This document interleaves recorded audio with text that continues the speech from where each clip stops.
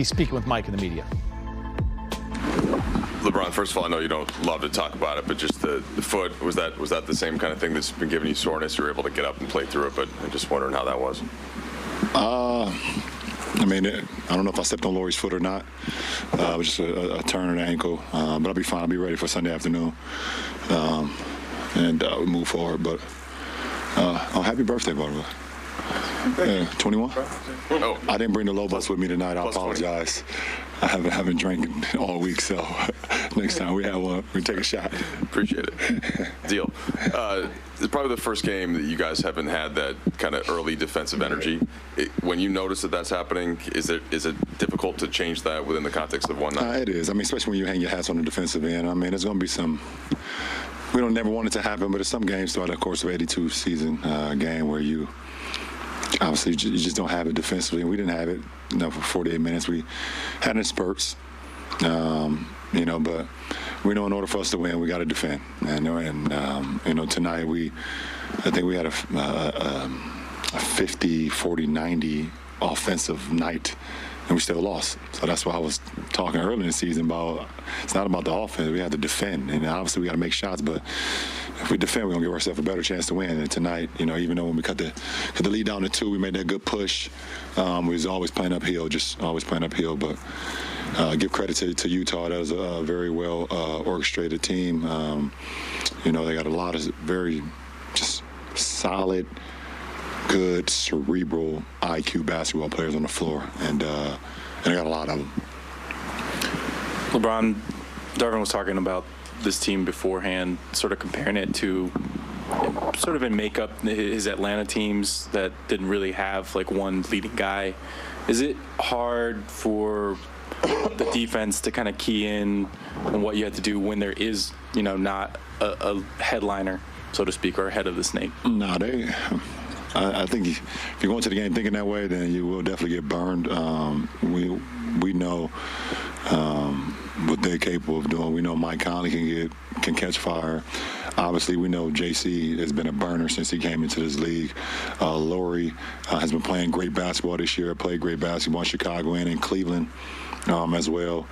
Kelly O can play good basketball. Had a game winner in New Orleans earlier in the season.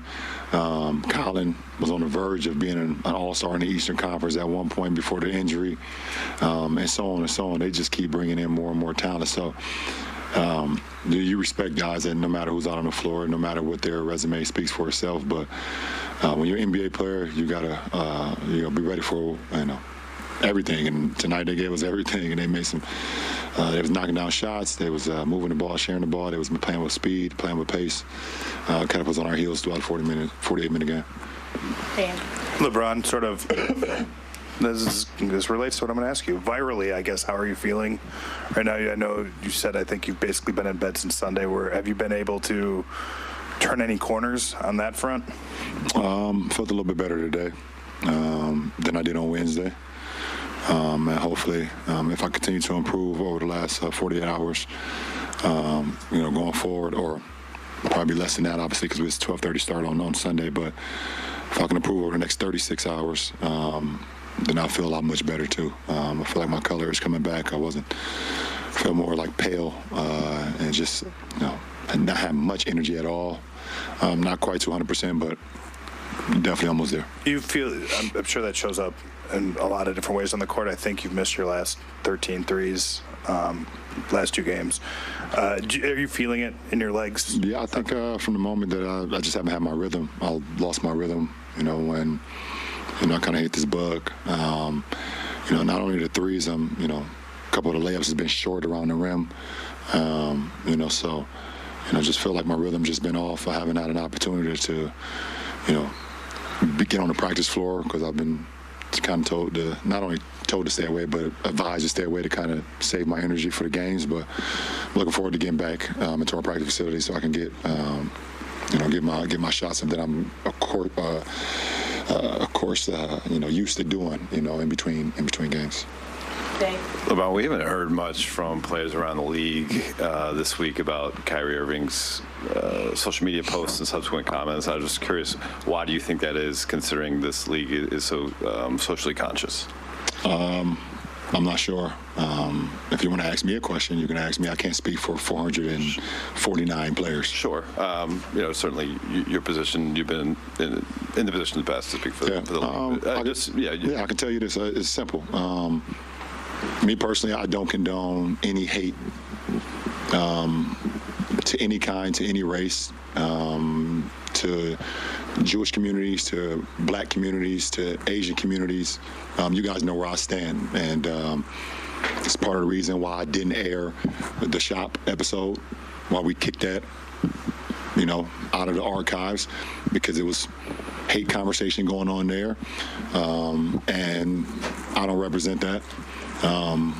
There's no place in this world for it. Nobody can benefit from that, and I believe what Kyrie did caused some harm to a lot of people, and he has since over the last, I think today or was it yesterday, he apologized, but he caused some harm, and I think it's unfortunate, but I don't stand on the position to harm people when it comes to your voice or your platform or anything. And so it doesn't matter what color your skin is, how tall you are, what position you are in. If you are promoting or soliciting or saying harmful things to any community that harm people, then I don't respect it. I don't condone it.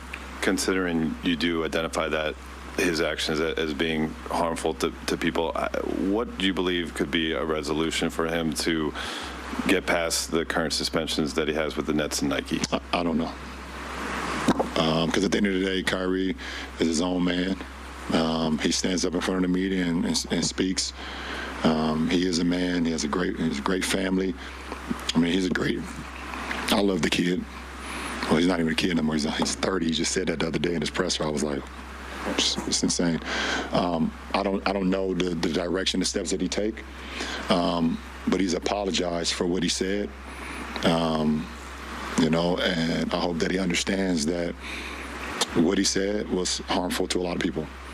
And we as humans, none of us are perfect, but I hope he understands how, what he did or the actions that he took was just harmful to a lot of people. I really didn't get into it too much, but I understand that when you hurting anybody, I understand that. That is just common sense.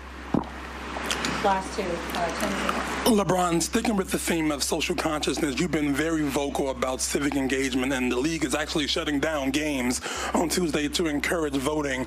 Why do you think, in your opinion, it's actually necessary to do that?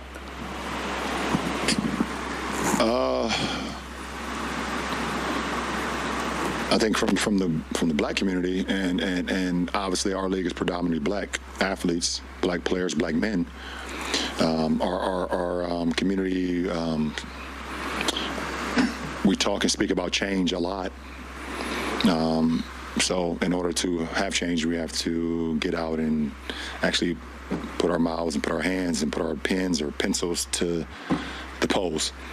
And it can start in your community, and then it starts in the city, and then out to the state, and then all the way, out the country. We have an opportunity to be able to say that you've done your due diligence to try to help create change in your community.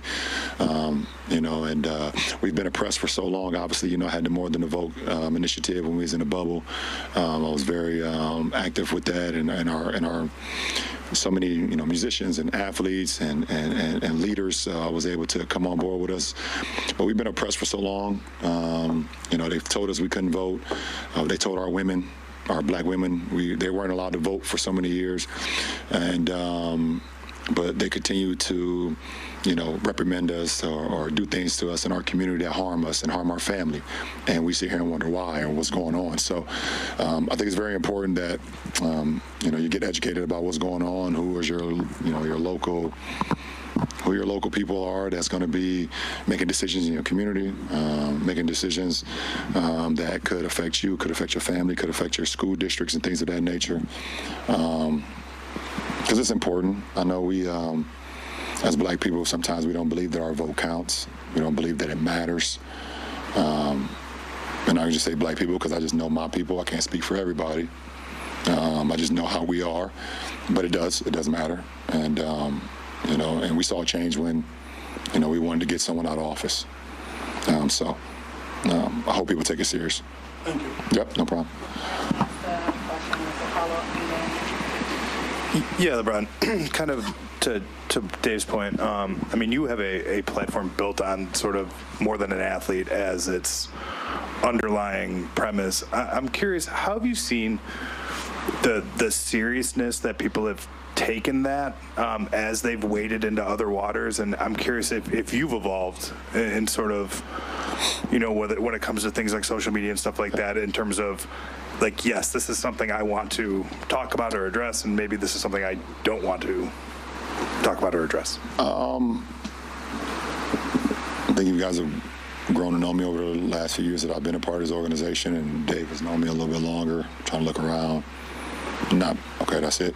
I speak about things that kind of hit home for me.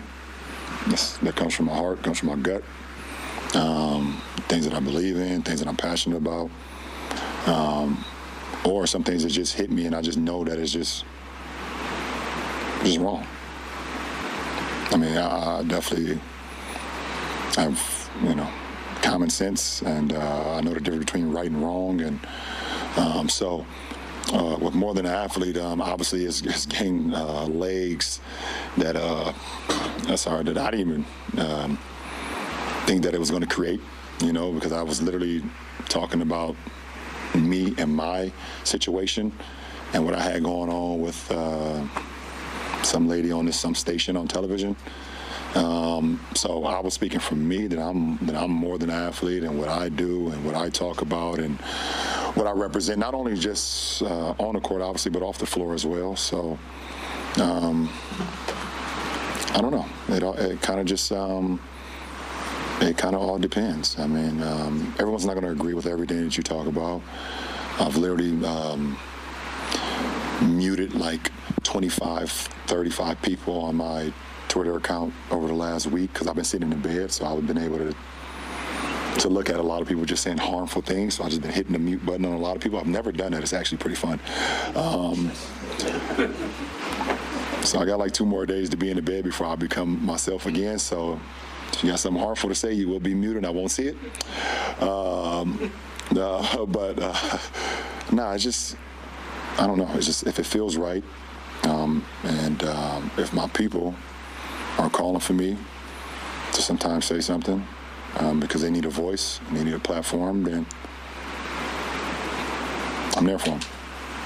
All right, appreciate it. We'll be back. Russell Westbrook with a team high 26 in the loss. We'll be wrapping things up on the other side.